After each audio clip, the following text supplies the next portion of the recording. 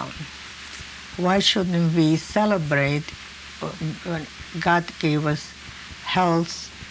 I don't know if you're familiar with the opera Parted Bride.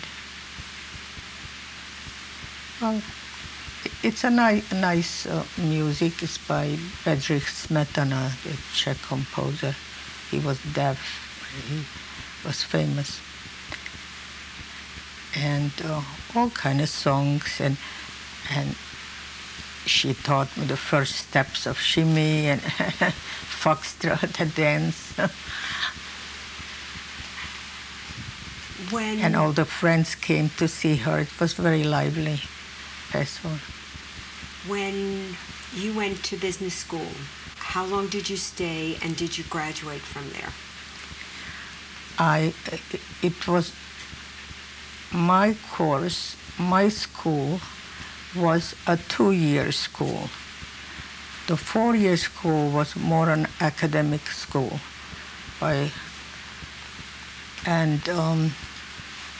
Right after I graduated, I got a job as a correspondent. And I learned a lot on this job. And I stayed there as long as the company stayed. They liquidated because Hitler was already on the horizon. Tell me a little bit about the company that you worked for, the people in the company, and what your job was. It was an importing company. They imported coffee, tea, spices, things like that, wholesale. And they had big roasting machines, like machines reaching to the ceiling. And they supplied cafe houses in Europe. This is very popular. People go to a cafe house, sit outside or inside, and enjoy the music and the conversation. And I worked with 2 gentlemen. They were twin brothers, engineer Hugo Donat and Edward Donat. And after they studied in Hamburg, Germany, up to the time where Hitler started already to persecute the Jews. So they came back to Czechoslovakia. But since they knew what was happening in Germany, little by little, they decided to liquidate the company and to leave. So one left for England, for London, and the other one went to Trieste, Italy. What year was this? That was 1938, end of 1938. What was your social life like during this time? I had met my first husband. At the time he was a student at the university, Komensky University Medical School. And already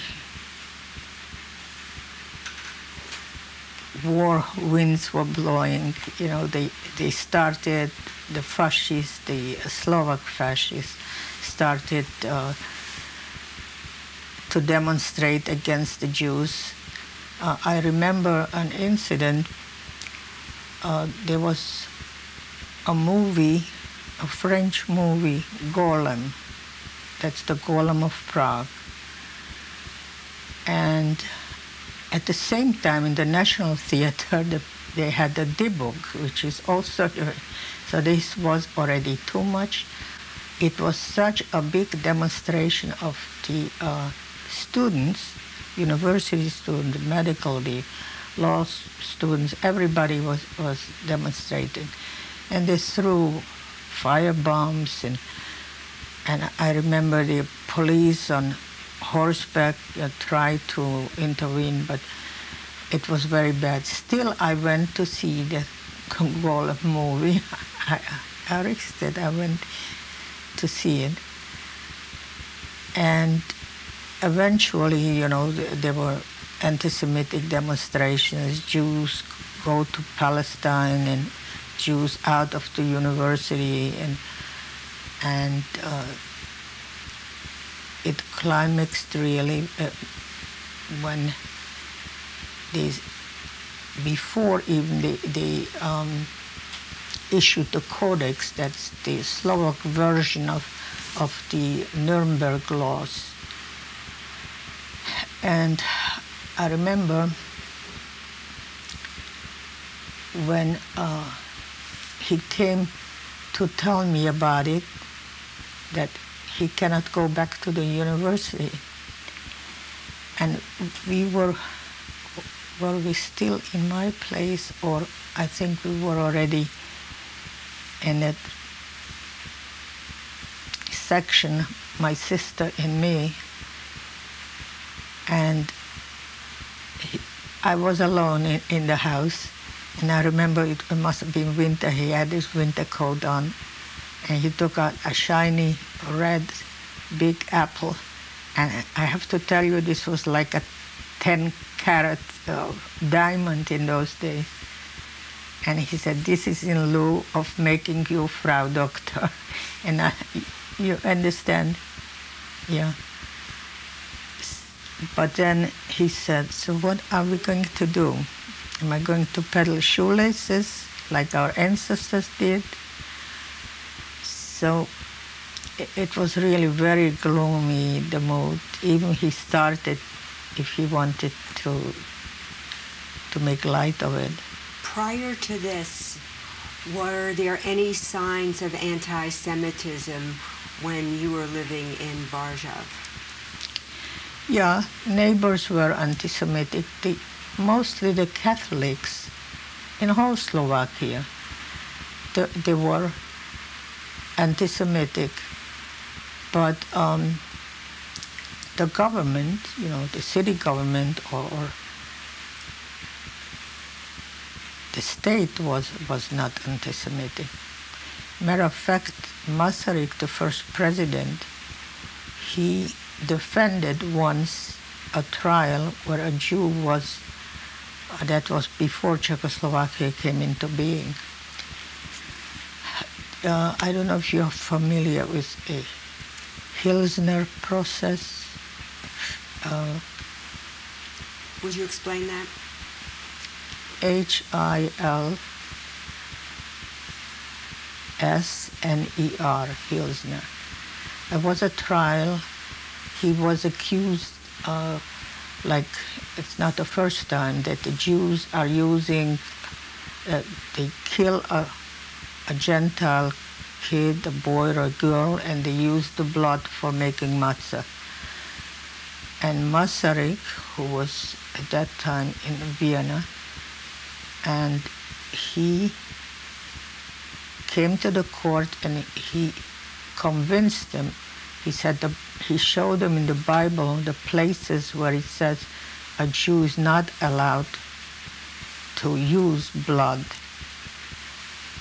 And that's why we make, for instance, kosher the meat. The blood should drain, we put the salt on it.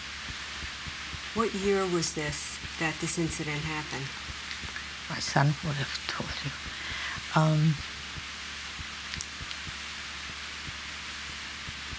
I think I had the book and I read it, but I don't remember. Was it before 1938? No, that was before Czechoslovakia was a state. It was still under the monarchy. So what happened with your job, and when did you marry your husband, and what was his name?